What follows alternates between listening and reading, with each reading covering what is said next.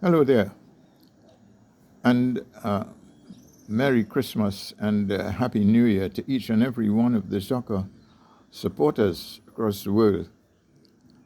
Looking at the game of Manchester City yesterday against Everton, it brought a lot of enlightenment into my looking at the game at so early in the new year, but this I did. I admired the way in Manchester City on the game on which they were playing. They were moving the ball quite nicely. They were getting into passing to be a really a success until they get about 30 or 40 meters outside their opponent's penalty area. But then again, I sat back and looked defensively to see what were the problems if there were counterattacks by Everton's, some of which they were airing to be. Well, young Lewis was in the defense on the right-hand side, and Stones and Akanja in the middle of the field, and I dare say at this point in time that Akanja is a very, very good player, particularly for a youngster. And on the far side, there was Axa. Now, with injuries like Walker and Diaz, and then, of course, on the outside, Cancelo, that's a problem. I mean, you're talking about three of the top defenders at all times. So therefore, they were shifting about, and they brought in Stones, who have been playing for a while. And I would admit that over the past year, I was not convinced that central defense was a good position for him. He was not a good reader of the game, and his distribution of the ball was rather slow. Sometimes it caused goal chances, you can put it. Young Lewis is good. He's a good player. I saw him 2 or 3 days, and he was going there. But he was doing so well in the first half that he thought he can move forward and turn into midfield positions with building of passes. He came back to his regular place quite easily, but it's also bringing Stones from out in the middle and go to his position to give assistance for him.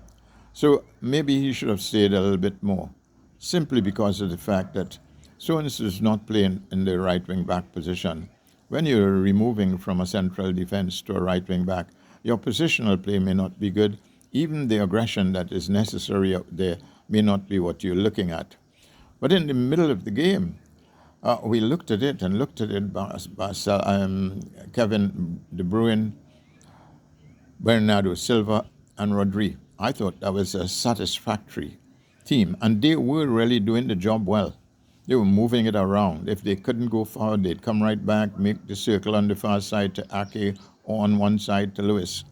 It was done exceptionally well. In 24 minutes, they got a goal, and I want to tell you about this man, Haaland.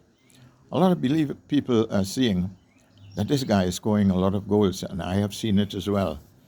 And it is one of the rare things that strikers like to do, and that is to move swiftly in and around the opponent's penalty area without the ball. If they have to, they just keep going and going. What they are concerned with is anytime their chance to reach a pass in the area must be one touch and goal.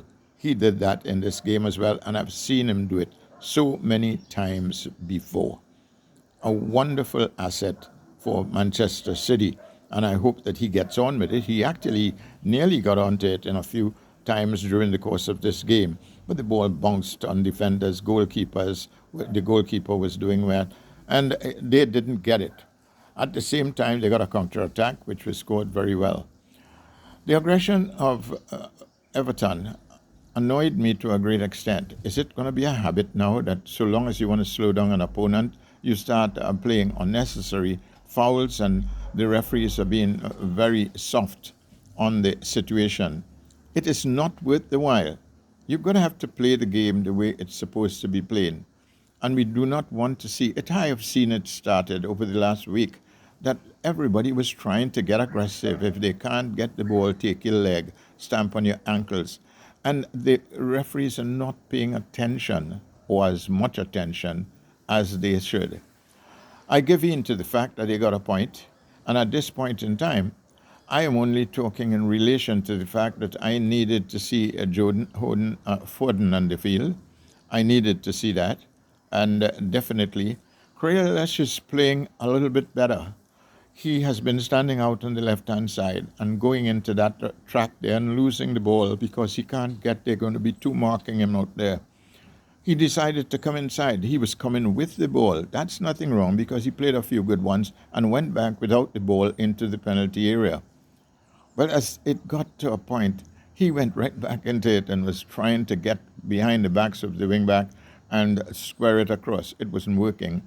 And eventually, he got one or two shots. I think that he had two chances to score. He didn't miss. The keeper was just pushing it away, and one struck on a defender. 1-1 is not a satisfactory one for Manchester City. Manchester City plays too good a game to get that. And I'm a little bit disappointed because 9 chances at goal and you need only one. You only got one. This is a little bit disappointing. They'll have to look a second time and see what is going. Who's going to come forward and go in there? There are people who will be willing to do it, and we'd want to see it somewhere along the line. But I'm not disappointed. Game number 1, yes, it was good enough to tell us, get up, guys. Let's get on the go and get the victories more prevalent than we get the draws, because that's the capacity of Manchester City. I am still on the side of Coach Guardiola for using the youngster, but at the point in time, it's early season. I wanted the points. Then we can only be different and at the same time understand each other. Let's look forward to the next few days, see what happens, and then starts with the 3 points, 3 points, 3 points.